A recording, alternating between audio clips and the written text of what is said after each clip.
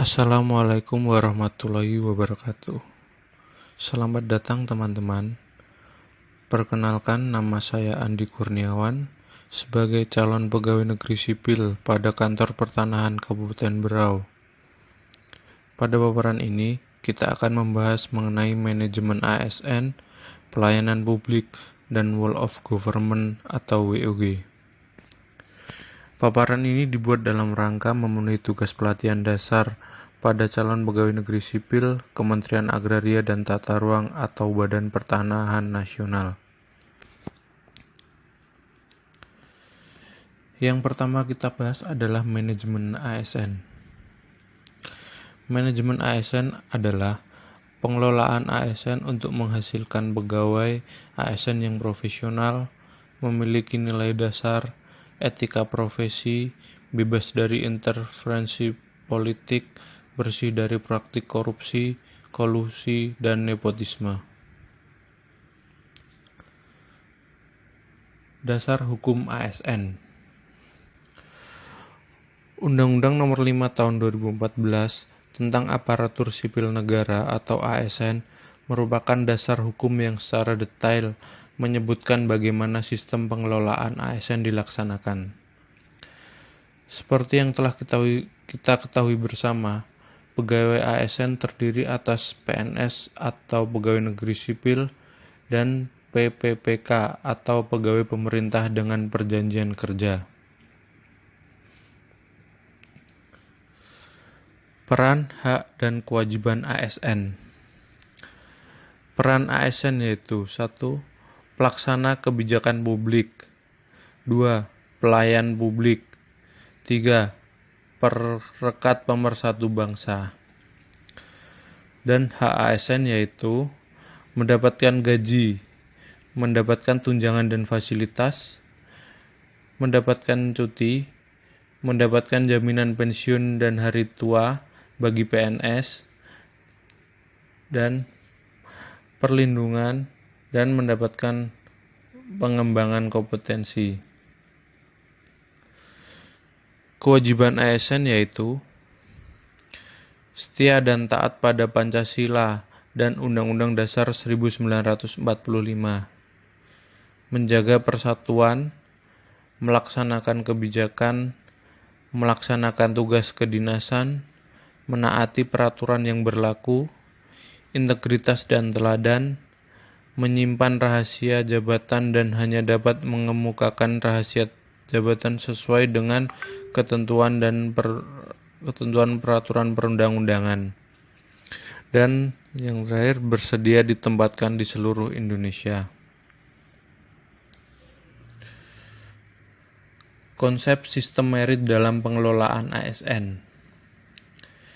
Sistem merit adalah kebijakan dan manajemen ASN yang berdasarkan pada kualifikasi, kompetensi, dan kinerja secara adil dan wajar dengan tanpa membeda-bedakan latar belakang, politik, ras, warna kulit, agama, asal-usul, jenis kelamin, status pernikahan, umur, atau kondisi kecacatan.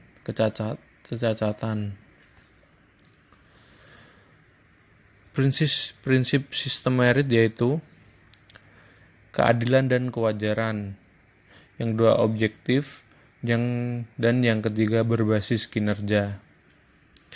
Dan pelaksanaannya dalam sistem merit yaitu 1. Penilaian kinerja, 2. Penyusunan dan penetapan kebutuhan, dan pengembangan kompetensi, penghargaan, promosi, dan mutasi. Pelayanan publik. Pelayanan publik adalah pemberian layanan atau melayani keperluan orang lain atau masyarakat dan atau organisasi lain yang mempunyai kepentingan pada organisasi itu, sesuai dengan aturan pokok dan tata cara yang ditentukan dan ditunjukkan untuk memberikan kepuasan kepada penerima pelayanan. Klasifikasi pelayanan publik. Pelayanan administrasi, yaitu pelayanan yang menghasilkan berbagai dokumen resmi yang dibutuhkan publik atau pemohon. Yang kedua, pelayanan barang, yaitu pelayanan yang menghasilkan sebagai bentuk barang yang dibutuhkan publik atau pemohon. Yang ketiga, pelayanan jasa, yaitu pelayanan yang menghasilkan berbagai jasa dan yang dibutuhkan publik atau pemohon. Dan yang keempat adalah pelayanan regulatif, yaitu pelayanan yang melakukan penegakan hukum sesuai undang-undang maupun kebijakan di tengah masyarakat. Prinsip pelayanan publik, yaitu yang pertama, kesederhanaan, yang kedua, kejelasan, yang ketiga, ketepatan waktu, yang keempat, akurasi, yang kelima, tanggung jawab, yang keenam, kelengkapan sarana dan prasarana, yang ketujuh, kemudahan akses, yang kedelapan, kedisiplinan, yang kesembilan, kesopanan, yang 10, keramahan, dan yang 11, kenyamanan. Dalam meningkatkan kualitas pelayanan publik, yang harus diperhatikan adalah 1. Prosedur pelayanan. Yang kedua, waktu pelayanan. Yang ketiga, biaya pelayanan. Yang keempat, produk pelayanan. Yang kelima, sarana dan prasarana. Dan yang keenam, kompetensi petugas. Kendala dan strategi. Kendala yang dihadapi adalah 1. Kurangnya pemahaman manajemen ASN, kurangnya komitmen, ketidakmampuan merubah kultur, sistem informasi belum dikembangkan, lemahnya sistem insentif, berorientasi jangka pendek, dan keterbatasan sumber. Dan strategi yang dihadapi yang antara lain adalah membangun kesadaran melayani, reward dan punishment yang seimbang, mengadakan kompetensi pelayanan, memperbaiki mutu dan menerapkan standar pelayanan umum, dan memberikan kesempatan masyarakat untuk memberi kritik dan saran. Wall of Government atau WOG. WOG adalah sebuah pendekatan penyelenggaraan pemerintah yang menyatukan upaya-upaya kolaboratif pemerintah dan keseluruhan sektor dalam ruang lingkup koordinasi yang lebih luas guna mencapai tujuan pembangunan kebijakan manajemen program dan pelayanan publik. Tantangan WOG yaitu 1. Kapasitas SDM dan institusi, 2. Nilai dan budaya organisasi, 3. Kepemimpinan.